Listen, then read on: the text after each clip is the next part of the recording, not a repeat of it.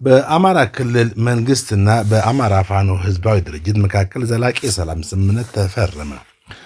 በአማራ ክልል ከሚንቀሳቀሱ ታጣቂ የፋኖ ቡድኖች አንዱ የሆነው የአማራ ፋኖ ህዝባዊ ድርጅት አፋሕድ ከክልሉ መንግስት ጋር የዘላቂ ሰላም ስምምነት መፈራረሙ ተገለጸ። የሰላም ስምምነቱ እንዲፈረም በማደራደር የአፍሪካ ህብረትና የምስራቅ አፍሪካ የልማት በይነ መንግስታት ድርጅት ኢጋድ መሳተፋቸው ተነግሯል። ስምምነቱን የተፈራረሙት የአማራ ክልል ርዕሰ መስተዳድር አቶ አረጋ ከበደና ከአማራ ፋኖ ህዝባዊ ድርጅት በኩል አቶ ማስረሻ ሰጤ መሆናቸው ታውቋል። የአማራ ክልል ርዕሰ መስተዳድር በስምምነቱ ወቅት ዕለቱን ለክልላችን ህዝብ የመጀመሪያው ትልቅ የሰላም ሁነት የተካሄደበት ነው ሲሉ፣ ካፕቴን ማስረሻ ሰጤ ደግሞ ማንኛውም ግጭት መጨረሻ ውይይትና ድርድር ነው ማለታቸው ተዘግቧል። እንዲሁም ከአሸማጋዮች አንዱ የሆነው የአፍሪካ ህብረት ኮሚሽን ምክትል ሊቀመንበር አምባሳደር ሰልማ ማሊካ አዲስ ስምምነቱ የአገሪቱን ቀጣይ መዳረሻ የሚያቃና ነው ሲሉ መናገራቸው ተገልጿል። 5 ቀን በፊት የተለያዩ ማህበራዊ ሚዲያ ገጾች የአማራ ፋኖ ህዝባዊ ድርጅት 2 አመራሮች ከሌሎች አባሎቻቸው ጋር ለመንግስት እጃቸው መስጠታቸውን ሲዘግብ ነበር። እጃቸውን ሰጡ ከተባሉ ኃላፊዎች መካከል አሁን ከአማራ ክልል መንግስት ጋር ዘላቂ ሰላም የተፈራረሙት ካፕቴን ማስረሻ ሰጤ ይገኙበታል። መንግስት አሁን የአማራ ክልል መግለጫውን እስኪያወጣ ድረስ በጉዳዩ ላይ ምንም ያለው ነገር አልነበረም። ከዚህ በፊት የአፋሕድ መሪ እንደሆኑ የሚነገሩ አቶ እስክንድር ነጋ ከአፍሪካ ህብረት፣ ከምስራቅ አፍሪካ የልማት በይነ መንግስታት ድርጅት ኢጋድ፣ ከአውሮፓ ህብረት እንዲሁም በኢትዮጵያ ከአሜሪካ ኤምባሲ ተወካዮች ጋር ስፍራው ባልተገለጸ የክልሉ አካባቢ ተገናኝተው መወያየታቸውን የሚያመለክቱ መረጃዎች ወጥተው እንደነበር ይታወሳል።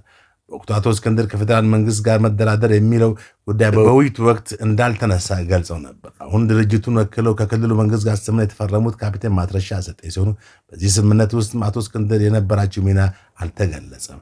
ስምምነቱ የክልሉ መንግስት ለሰላም የሰጠው አማራጭ አካል እንደሆነ እና ለቀጣይ የህዝብ ሰላም እፎይታ መሰረት የሚጥል ነው ተብሏል።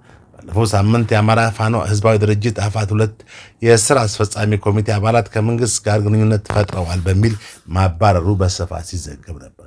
የድርጅቱ የስራ አስፈጻሚ ኮሚቴ አባል ናቸው የተባሉት አቶ አሻገሬ ባየ መቀመጫውን በአሜሪካ ላደረጉ የዩቲዩብ ሚዲያዎች ኃላፊዎች የታገዱት ከመንግስት ተልዕኮ ተቀብለው በመገኘታቸው መሆኑን ተናግረዋል። የታገዱት ኃላፊዎች በጎጃም የአማራ ፋኖ ሊቀመንበር እና የድርጅቱ የውጭ ጉዳይ ኃላፊ ማስረሻ ሰጤና የስራ አስፈጻሚ ኮሚቴ አባል እና በወሎ የደህንነት ኃላፊ የሆኑት መስፍን ከፈለ ናቸው ብለዋል። የተባረሩበት ዋና ምክንያት ሲጠቅሱም ከመንግስት ጋር ግንኙነት መፍጠራቸውና ተልዕኮ መቀበላቸው ስለደረሰበት መሆኑን ተናግረዋል።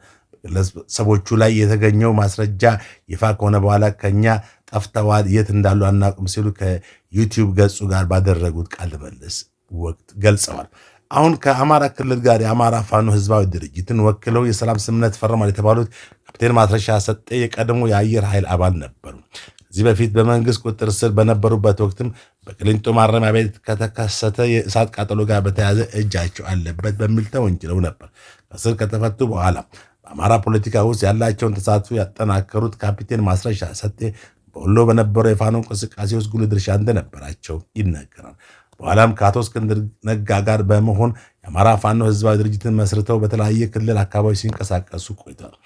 አሁን ከክልሉ መንግስት ጋር የተፈራረሙት የሰላም ስምምነት መንግስት በክልሉ ታጥቀው ለሚንቀሳቀሱ ኃይሎች በተደጋጋሚ መሳሪያቸውን አስቀምጠው ወደ ሰላማዊ ፖለቲካ ትግል እንዲገቡ ለሚያቀርበው ጥሪ እንደ ከፍተኛ ድል ሊቆጥረው ይችላል ተብሏል። መንግስት በሀገሪቱ የሚገኙ ታጣቂዎችን በትኖ በፌዴራል መንግስቱ ኃይል ስር ለማካተትና ወደ ማህበረሰቡ መልሰው እንዲቀላቀሉ ማድረግ የመወሰኑን ተከትሎ በፋኖ ታጣቂዎችና በፌዴራል መንግስት ኃይሎች መካከል በሚያዝያ 2015 ግጭት ተቀስቅሷል።